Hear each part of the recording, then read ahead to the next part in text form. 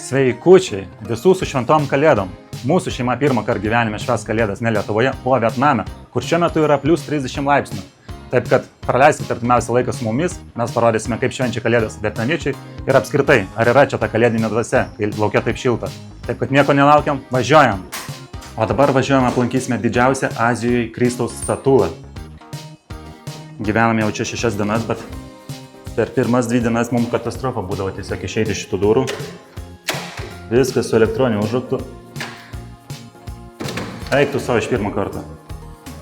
Pirmas 2 dienas mes čia praleisdavom iki 15 minučių, negalėjom net uždaryti durų. Gyvename 34 aukšte, tai kartais nusileisti iki apačios užtrunka su 12-13 sustojimų. Problematiška čia yra su liftais, jų tiesiog čia per mažai yra, nes pamatysite tai pagal parkingą, kiek ten žmonių gyvena šitam pastate. Pas mus parkingo yra 2 aukštai, 1000 čia tiesiog motorolerių. Ten yra šlagbaumas su apsauga, reikia susimokėti kas kart išvažiuojant. Netgi vietiniam gyventojam reikia mokėti, nes čia kas antras yra turistas. Geriausia tai, kad kai pastatai motorolerį, kitą dieną tai ir nerandėjo tenais, nes apsauginiai kažkodėl perstatinėjo juos. Kas dabar ir įvyko. Nežinau, kur mano motoroleris. Porą minučių vaikštom, negalim savo motorolerių surasti. Reikia mėlyno ieškoti. Nežinau, dėl ko jie taip daro. Galbūt, kad vietos stupit ar dėl ko, bet tas labai nervuoja pastatai ir nerandi jo. O jeigu skubėtum kažkur, tai ir būtų nelabai gerai, ar ne? Aleliuja! Kalėdinis stebuklas vyko, radom. Čia mūsų žvėriukas.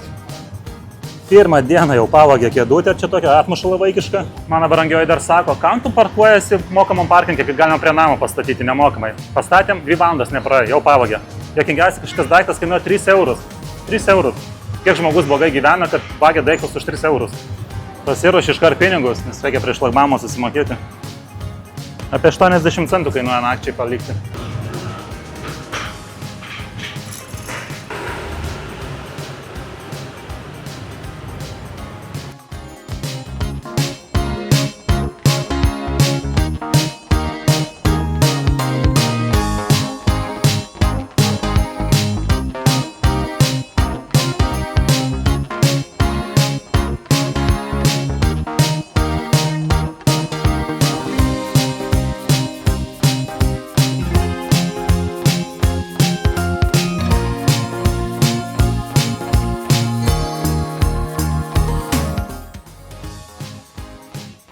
Pagaliau čia atvažiavome.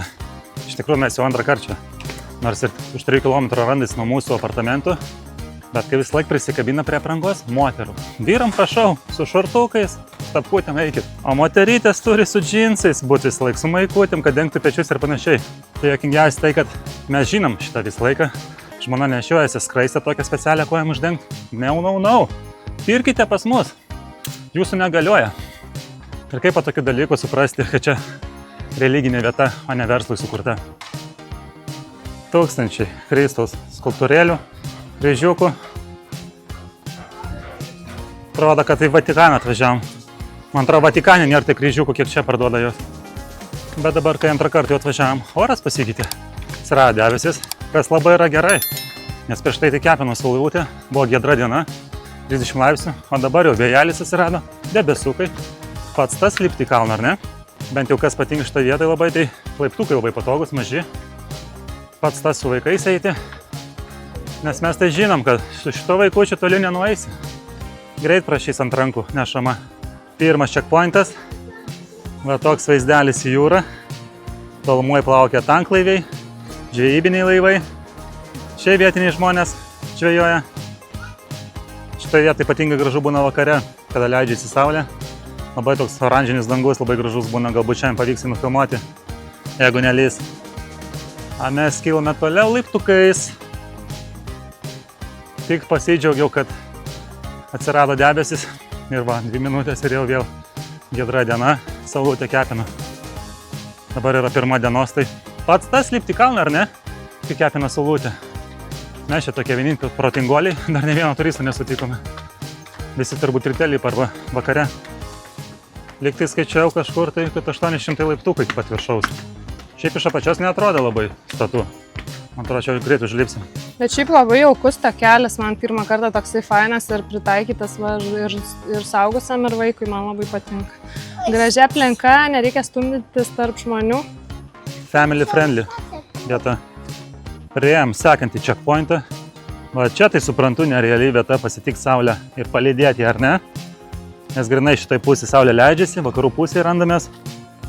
O tai va, atsisėdo savo ant soliuko.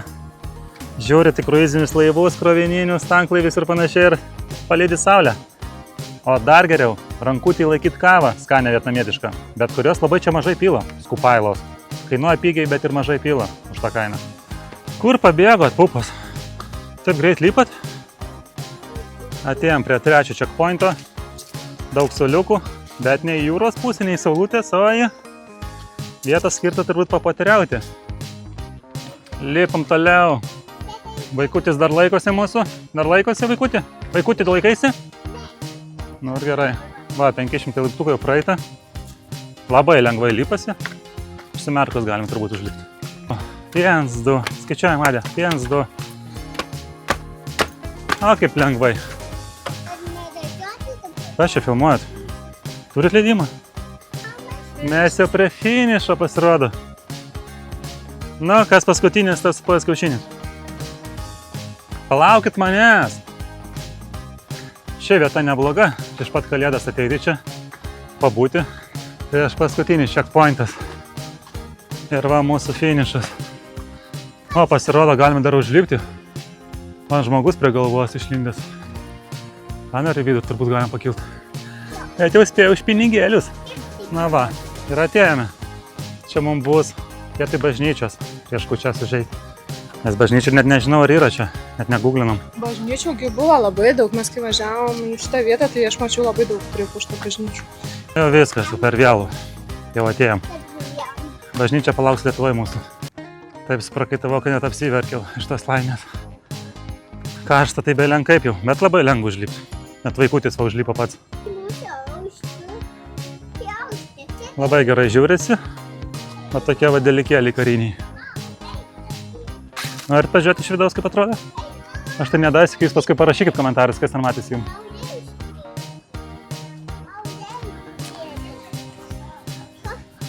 Burbulinatorių einam. A čia visa pakrantė mūsų, kur mes gyvename. Labai ilga pakrantė, daugybė paplūdimių. Bet priėjimas prie jų ne pats paprasčiausias, daug kur remontuojama. Šiaip pats miestas mus labai šiek tiek nemaloniai nustebino, kad pavargęs, man atrodo, jisai.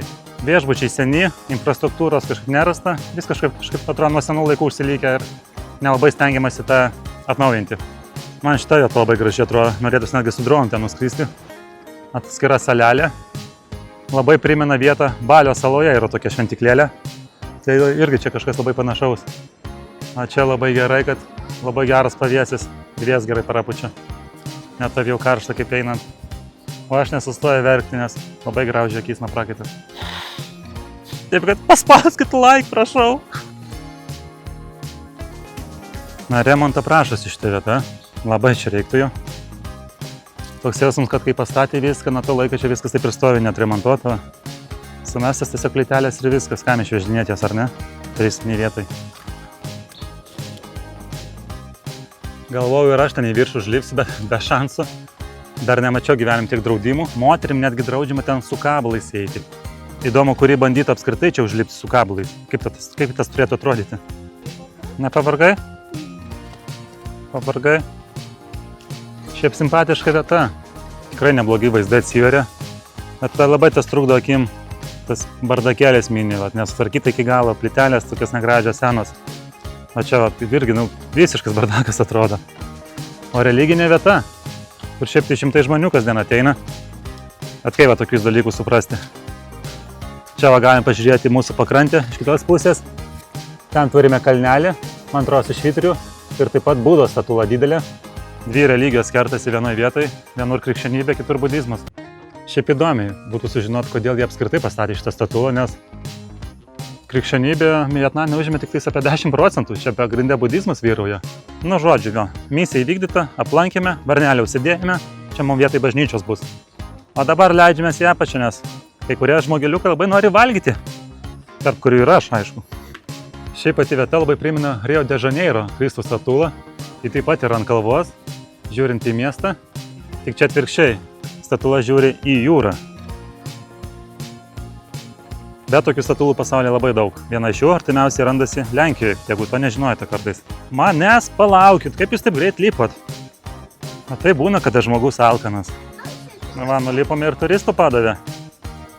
Tai ką oficialiai galim pasakyti, kad tai buvo lengviausias lipimas į kalną šitoj kelioniai, nes jeigu 3 metų vaikas užlipa, tai turbūt daug ką pasako, ar ne? O dabar grįžtame į mūsų apartamentus, parodysim baseinus. Kokie baseinai suaugusiam, kokie vaikams ir apskritai, kokie pas mus apartamentai ir kiek jie kainavo. Grįžome į apartamentus. Štai ką brangiau užsisako kasdien savo pietums. Tradicinė vietnamietiška sriuba pobo. Mums europiečiams labai neįprastas įpakavimas, šitas visas sriubas ir skysčius jie tiesiog supila į maišelį. Kaip auksinės žuvelės laiko. Tai labai visada keista nešio tokį karštą daiktą. Visada į šitą sriubą prideda daug visokių mums europiečiams neaiškių prieskonių, kurių aš dažniausiai ir nepanaudoju. Tačiau vietnamiečių ir aziečių virtuvė tokia šiek tiek keista mums europiečiams, ypač nueinant į kokį bufetą. Tai pusė dalykų ten nesupranti, kas ten per rutuliukai, visokie grybai neaiškus, tai būna biškai sudėtinga ir dažniausiai įsivedam labai paprastą europietišką sriubą su morkytėm, mėsytė ir sultiniu. Aš nuo savęs pasakysiu, tiesą dar nepasakiau, mane labai baisiai nukirpo vietnamietis, kaip didžiausia priešą. Čia aš jau po 5 dienų, čia 5 dienas tik su kepurė vaikštų, nes katastrofa tiesiog. Pasakiau per vertėją šiek tiek patrumpinti. Patrumpino, ačiū. Bet kiek kainavo, taip ir nukirpo. 2,50 euriuko, prašau. Ir dar kaip visada pasiteisina nesusišnekėjimas, kai prašai vištienos, bet gauni jautieną. Vėl jautieną padarė? Aš sakiau chicken. Tai va, tai ko čia chicken, ar ne? Nepanašu į chicken, čia jo, nešviesi mėsa. Tai žodžiu nieko tokio, bet pas juos dar kas labai keista, kai pas mus ten mėsa būna išvirta ir tiesiog krenta ten ar nuo kaulo, ar nuo kažkur. Tai čia atrodo toks jausmas, kad tą mėsą tiesiog į karštą vandenį įmeta ir jau duoda klientui valgyti. Tai jaučiasi, kad labai kieta. Ypatingai tuose bufetuose, kur duoda karštą vandenį pasidaryti sriubas. Tai tiesiog įmeta tas žalias mėsas 5 minučias, nuo 5 iki 10 minučių paverda ir viskas ir baudo. Mes tai pabandėm, neįmanoma guma tiesiog, ta mėsa tiesiog guminė, neįmanoma jos valgyti. Žodžiu, mes nepratę prie tokios mėsos, jiems tai normalu. Čia mūsų miegamasis, čia tokia pertvara į svetainę padaryta ir taip pat yra pertvara į kitą kambarį padaryta. Čia tiesiog laikom daiktus, vežimėlį ir panašiai. Ir aš čia filmą žiūriu naktį, kad niekam netrukdytų. Va, toks pas mūsų vaizdelis iš balkono, iš mūsų 34 aukšto. Vyksta statybos, statomi 3 nauji daugiabučiai. Jeigu ne jie, tai čia iš vis pasakiškas vaizdas jūra būtų, ar ne? Reikėjo prieš metus čia atvažiuoti turbūt. Bet yra kaip yra. Kai tiek mažai mokam, tai ir taip dar džiaugiamės, kad gavom apskritai būtų 34 aukšte. Neblogas vaizdelis atsiveria, ar ne? Kitoje pusėje taip pat matosi dalis jūros, nes gyvename pusiasalyje. Dirba šią statybose žmonės ir ryte, ir vakare, ir šeštadienį, sekmadienį. Bet laimiai pas mus geri langai, gera izoliacija, tai nieko nesigirdi praktiškai. Kas liečia anglų kalbą Vietname, tai situacija tragiškai juokinga. Ypatingai kas liečia kavinės, netgi tenai žmonės nemoka anglų kalbos. Labai retas, kuris kalba, gal 90% žmonių nekalba angliškai, vis laik vertėjais naudojasi. Ir ne viena tokia juokinga situacija buvo, kad mes ateinam į kavinę ir padavėjai bijo prie mūsų prieiti. Mes tiesiog stojam prie įėjimo, laukiam, kada mūsų pasodins. O padavėjai neprieina, nes jie nemoka anglų kalbos ir jie bijo prieiti. Ir matom, kaip tiesiog vienas į kitą žvalgosi, tu eik, ne, tu eik. Ir galiausiai ateina vyriausias, jau iškart su vertėju, kur panašyta būna dažniausiai, jūs norite pavalgyti? O man taip ir norisi pasakyti, ne, mes čia atėjom skalbimo mašiną pirkti. Ir šitie apartamentai mums kainavo 155 eurus už dieną. Juokauju, už 10 dienų, aišku. Užsakinėjom per bookingą, likus 3 dienom iki atvažiavimo, bet labai dažnai galima tokių variantų labai gerų rasti ir prieš mėnesį ir prieš 2. Vietnamas apskritai viena pigiausių valstybių pasaulyje ir nekilnojamas turtas čia taip pat labai pigus, taip kad pažiūrėkit bookingę, Agodai ir Airbnb ir tikrai surasti kažką pigaus. O čia mūsų vaikų dukimo vieta, kur dažniausiai nebūna ne vieno vaiko, maksimum 2. Parodė, kaip moki dukti.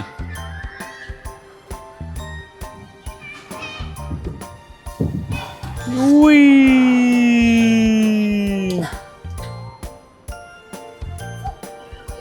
Taip pat yra vaikiškas baseinas su labai šaltu vandeniu. Nežinau, mums tai gaila savo leis, nes tikrai peršals. Bet kiti leidžia. Vanduo nei viršui, nei čia nešildomos. Ledinis tiesiog vanduo. Bet kaip matot, vaikučiai žaidžia. Žinot, vaikai kitaip jaučia turbūt temperatūras.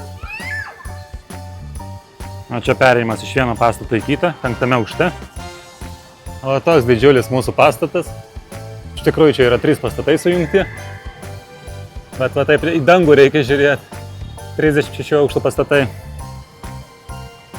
O čia mūsų parkelis apačioj, kur žmonės šilina, geria kavutę ir ne tik, jeigu suprantate apie ką aš.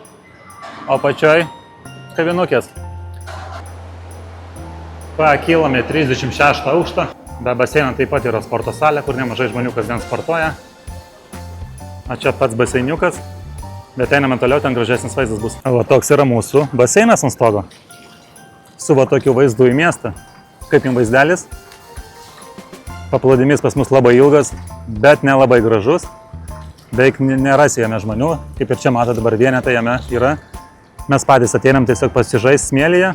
Niekas nelipa į tą jūrą, nes to labiau, kad kabo juodos vėliavas, draudžiama maudytis, pagal bangas patys matote. Ir šiaip jūra nėra pati gražiausia, tikrai nėra ta vieta, kur labai norisi maudytis.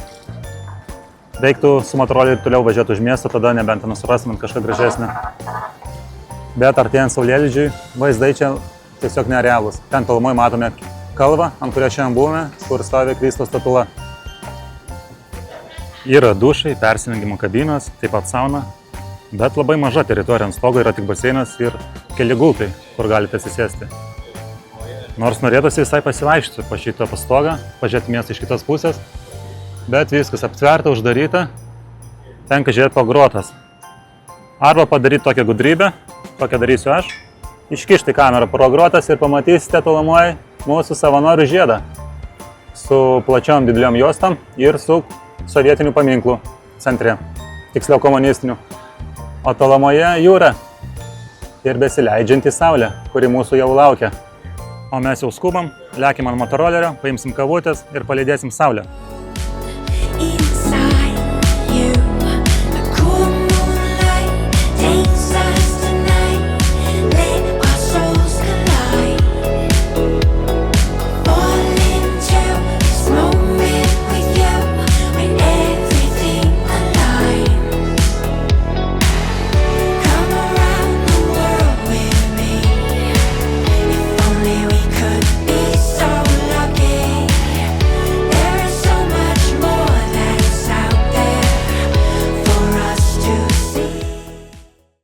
Ne, spėjom nusipirkti kavų, bet spėjom ant saulėlydžio pats tas. Liko 2 minutės iki saulės nusileidimo, žiūrėkit.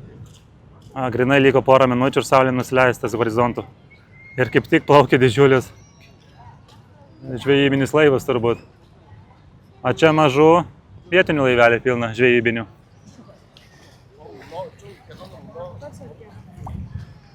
Esame prie vietinio parko didžiulio. Labai daug žmonių čia šiandien. O tolumoj matėme 2 nuotakas. Atvažiavome į Vietnamo bažnyčią. Iš toli galvom, kad čia Marijos skulptūra. Bet pasirodo, ne, čia Emanuelė. Negirdėjau tokios, bet labai jau didelė skulptūra. O čia, kaip suprantu, repeticija pas jos yra. Čia, kad nieks nesakytų, kad Vietname nešvenčia kalėdų. Dar ir kaip švenčia? Budistų šalyje. Normaliai? O čia tas oranžinis dangus, apie kurį kalbėjau. Kai saulė nusileidžia, labai išryškėja spalvos danguje. Labai gražiai atrodo, ar ne? O šitą vietą dekoracijų tikrai netrūksta. Jau planavom važiuoti namo, o va, nuvažiavam 5 km toliau ir į tokį renginį pakliuvom. Nieko nesuprantam, bet atrodo įdomiai. Nori miegoti jau? Nori, gerai. Įdomi žiūris tos dekoracijos kalėdinės, kai aplinkui nėra sniego, ar ne? Ant žolytės prie plius 30. Ar kalėdų senio rogės.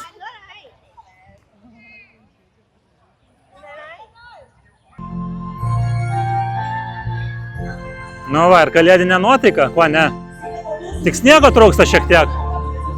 Ir šalčio. Bet aš galėčiau priprasti. Galėčiau iškeisti šaltį į šilumą.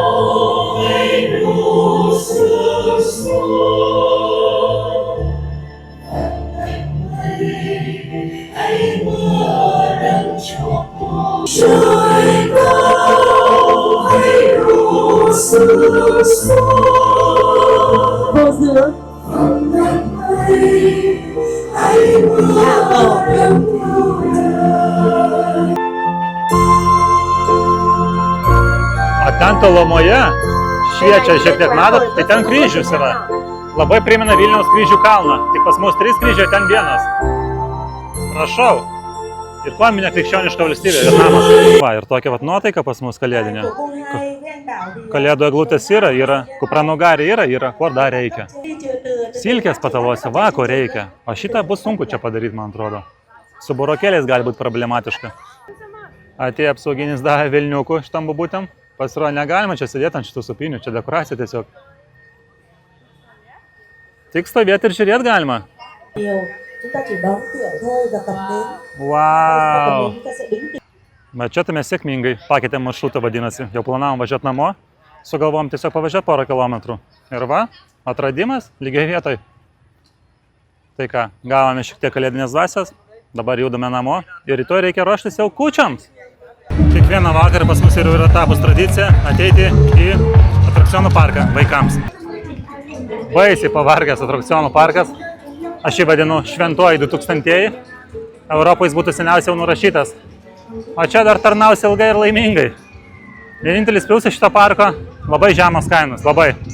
Pavyzdžiui, pasivažinėt va, su laiveliais ar su mašinytėm kainuoja apie €40, 10 minučių.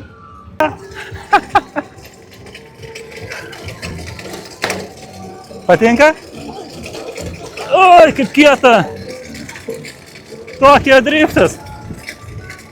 Aš galvojau, jisai juokauja, kad man sako, čia lipki. Atėjom, kad dukra pavažinėtų, o pavažinės ir tėvas. Normaliai, tokį svorį išlaiko. Sakei? Ką tik sulaužiau. Minutė nepraėjo, jau sulaužiau vieną. Tai jisai sako, galima man. Sako, 105 kg pats tas ant šito. €40. Jiem jau neapsimokėjo, kad aš čia atėjau. Jau biškį nuostolių padariau. Ui! Patinka? Gerai, tegu žmona irgi pasilinksmina. Užtenka jam čia nuostolius daryti. Aš jam dar sakau, ar ne per sunkus aš tokiam dalykui. Sako, ne, važiuok pats tas. Tai aš plus dukra, daugiau nei 120 kg ant tokios mašinytės. O mane čia jau neįleido, čia jau per didelis svoris. Sako, tokio arklio kaip tu neišlaikysi jau šitie laiveliai. Galite tais mamyti su vaikučiu. Kainos tai labai juokingos. Brangiausias atrakcionas kainuoja €80. Nežinau, mašinytės man linksmiau atrodė. Tėtai negalim. Tėtai negalima plaukti. Daug vaikų pavairuos. Ką? Daug vaikų pavairuot. Eik tu, čia nesąmonė. Dar įsidaušim kur. Driftinį? Jo, labai šiaip nuobodus. Atrakcionas. Nuobodu, nes mama už vairą. Su tėvu nebūtų nuobodu. Na va taip, eilinė diena pas mus. Vakarais ateinam, 1-2 kartus prasivažiuojam ir einam valgyti. Šitas parkas labai man nostalgiškas, grinai Palanga 2000-ieji. Arba šventoji. Atvažiavom į turbūt populiariausią Vietnamo kavos tinklą, Highlands, kur ne pačios pigiausios kainos, aišku. Kai visą laiką su anglų kalba problematiška. Užsakai didžiausią, atneša medium, pasakai šaltą, padaro karštą ir panašiai. O kas liečia anglų kalbą, tai kai visą laiką tas pats. Jie kažkaip labai sunkiai taria tą cold ir hot. Jie sako hot. Ir hot, ir cold sako hot. Ir kai pasako hot, ir tu nesupranti, ar jis tave suprato ar ne, ko tu nori. Tai papildomai visą laiką parodom ledukus, jeigu norim su ledukais. Ir jeigu karšta, tai rodom tiesiog karšta. Tipo. Bet vis tiek, kas antras kartas būna nesėkmingas, bet taip jau yra Vietname, su tokiais dalykais reikia čia susitaikyti. O, čia už tai, kad buvai gera, kalėdų senis atnešė. Čia kalėdų senis. O čia jūra. Skanaus mums, skanaus jums, jeigu gerit kavą. Atvažiavom prie jūros. Iškart maloniau kažkaip pasidaro, kai pamatai jūrą, ar ne? Psichologiškai net pagerėja sveikata. Toks vaizdelis. Lieta krantą. O čia toksai altorėlis, sakyčiau, ne?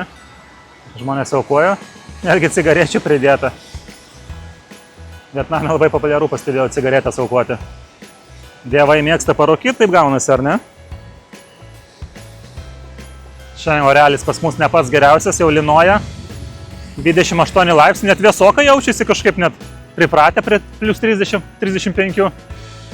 Sunku bus į Lietuvą grįžti, oi sunku. O mes pravažiuodami radom dar vieną parkelį, išpuoštą dekoracijom. Jau nusileisdami liftų šiandien pastebėjom, kad jie tikrai švenčia Kalėdas. Ne viena šeima buvo išsipuošę, pasiruošę patiekalų, su kuriais jau keliavo turbūt į svečius. Taip kad jie tikrai švenčia Kalėdas kaip ir mes, lygiai taip pat. Nelaiku čia pradėjo lyti.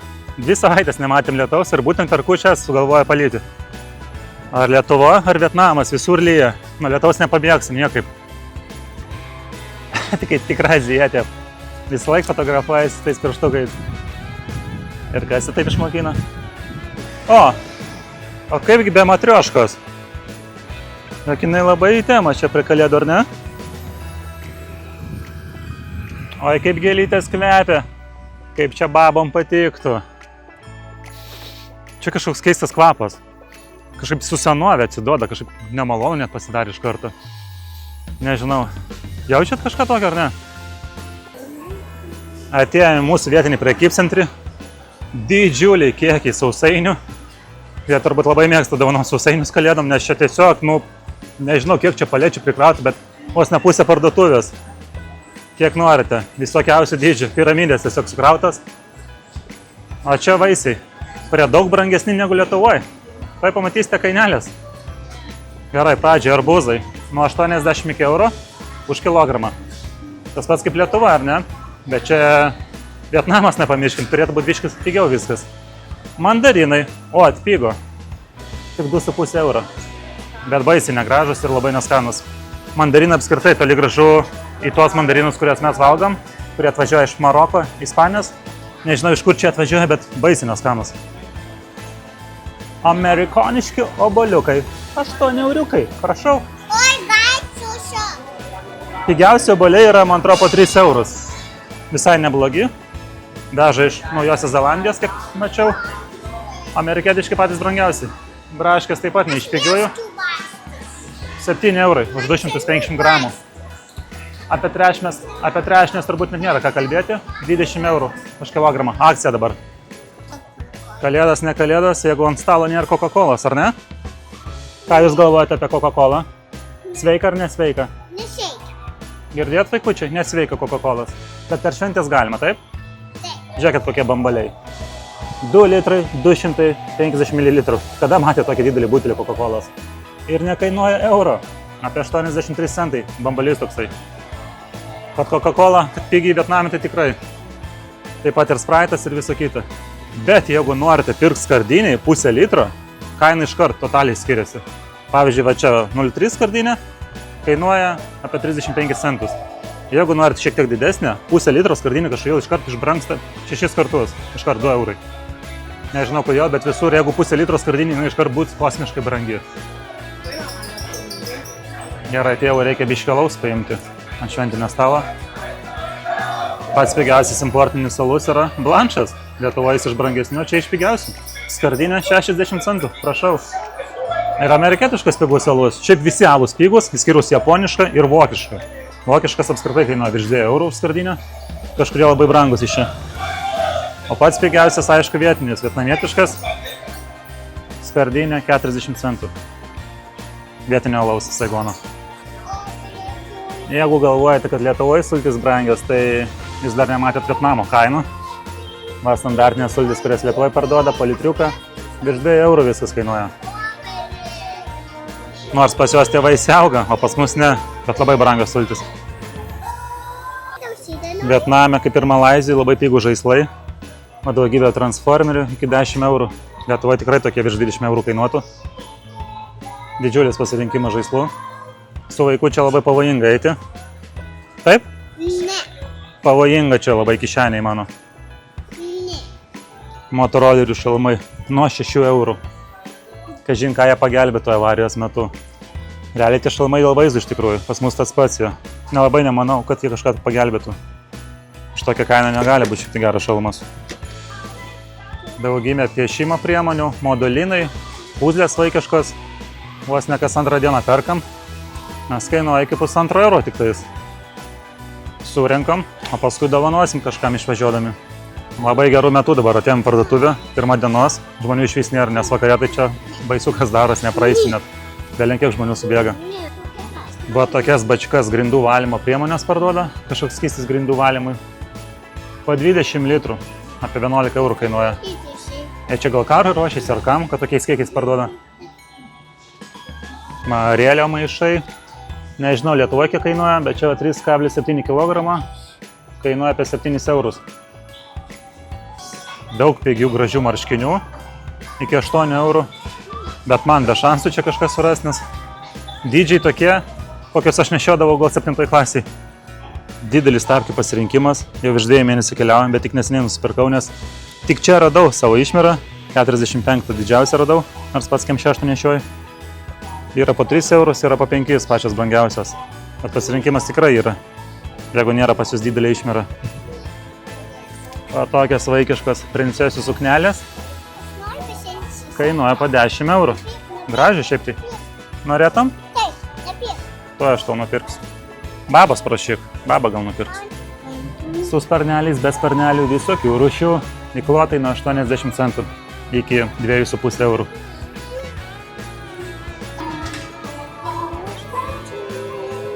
Kartais blogai išverčia vertėjas. Dukra indų plovimus. Ai, čia indaplovės skystis kažkoks tai. O toks maišas kainuoja nepilnus 4 eurus. Virdulis tik tai 6 eurus. Oi, 5 tai yra kainuoja. Jo, 5 eurai ir to nepilni. Grįžtume prie vaisių. Apelsinai čia yra vieni iš pigiausių. Kainuoja tik 2,5 euro.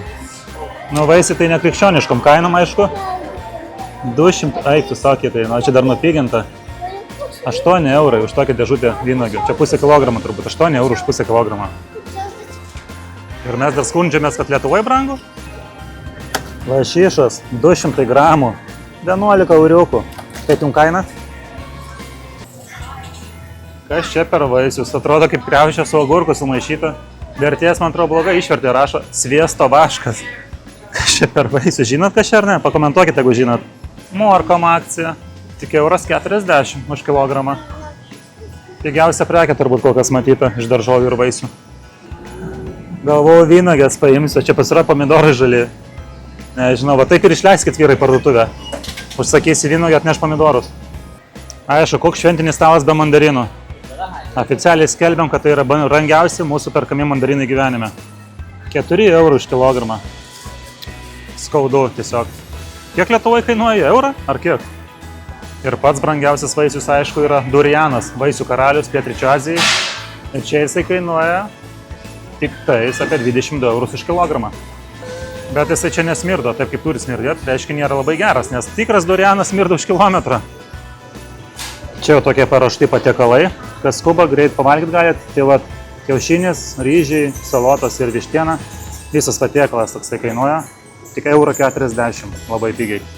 Patys bandėm, šiaip labai skanu. Jeigu norit pilną vištą nusipirkti, kainuoja 6 eurai už visą vištą. Paimsim savo ant stalo tokį keksą, 2,5 euro kainuoja. O čia vienas iš mano mėgstamiausių skyrių – sušiai. Bet tokie rinkinukai, kurie Lietuvoje kainuoja iki 4 eurų, čia kainuoja nuo €40 iki €80. Už 8 arba 10 vienetų. Dar vieną dalyką noriu paskutinį parodyti. Viskas, ką čia matote, šitam skyriuje, čia yra soja. Tiesiog mega didžiulis pasirinkimas sojos. Nuo 50 centų iki kelių eurų. Pagal kiekvieną kišenę ir skonį. Dar nematęs aš tiek daug sojos vienoje vietoje. Net tokiais bambaliais 5 litrų parduoda. 2,20 eurų už tokį bambalį. Apsipirkam, o dabar atėjom pavalgyti savo mėgstamą vietą, kur viskas labai pigu ir labai skanu. Visi patiekalai nuo 2,50 € iki 3 eurų. Ir svarbiausia, nerealiai greit atneša. Aš netgi timerį dabar nustatysiu, per kiek laiko atneš. Atkeliavo mūsų patiekalai. Šį kartą labai ilgai nešė, virš 3 minučių. Jeigu vakarė ateinam, tai iki 1,5 minutės užtrunka, nes viskas labai greit paruošiama. Pas mus čia vištienos terijakė, su jautiena, pats brangia vištienos teriakė ir kiaušinis. Taip pat salotas, viskas labai karšta, lentelės tokias medinėse neša, viskas kepa dar ilgai dar nešals. Taip pat įeina į kainą ryžiai ir sultinys. Viskas kainuoja iki 3 eurų už vieną porciją. Savana tik eurų. Žodžiu, viskas mums čia kainavo nepilnus 6 eurus už viską. Taip kad skanaus mums, skanaus ir jums, jeigu valgote. Labai gera vieta praleisti pietus ar vakarienę. Pigiai, greitai ir skaniai. Reportažo pabaiga. Dear Santa, tell me that you'll make it here in time. Yeah, this boy is on my mind. The number one thing on my wish list. Oh, Santa, tell me you know that I've been good. I put the lights up just for you. You're the only one who can make my dreams come true. Šiandien mes susirinkom prie savo netradicinio stalo, toli nuo Lietuvos, ten, kur nėra sniego, kur šilta. Ir norim palinkėti jums visiems gražių švenčių, dovanoti vienas kitams gražias akimirkas, džiuginti tuos, kam labiausiai reikia ir ką džiugina, ne materialiais daiktais, o patirtim, emocijom ir Gerais darbais. Gerais darbais. Mes jau kelintus metus su vyru vienas kitam nedovanojam daiktinių jokių dovanų, o skiriam per Kalėdas paramą tiems, kam labiausiai reikia, ką labiausiai džiugins. Tai renkamės dažniausiai įvairias vaikų organizacijas, tokias kaip SOS vaikų kaimas, tada kokie ten dar yra. Galima pasirinkti ir gyvūnų, nepamirškite organizacijas, ypatingai žiemą jiem labai sunku būna, taip kad galite prisidėti, kad ir nežymė auka. Tai visiems skanaus, nepadauginkit baltos mišrainės ir išlikit per šventes sveiki. Ir kitą dieną nepamirškit gerti daug Vytauto. O pas mus stalas, kaip ir įprastas, kaip ir pas jūs, kaip matote, pas mus yra balta mišrainė, silkė pataluose, kučiukai, pyragėliai su grybais, su agonam. Žodžiu, viskas kaip ir pas jūs, nieko naujo mes šiandien nustebinsim jūsų. Kisėlius. Kisėlius nematomas ir sniegas nematomas už lango. Tiesiog reikia truputį fantazijos. Taip, kad visus su šventėm, mes jau pradedam anksčiau už jūs, 5 valandom greičiausiai. Susitiksime su jumis, kada susitiksime, jau greitų metų.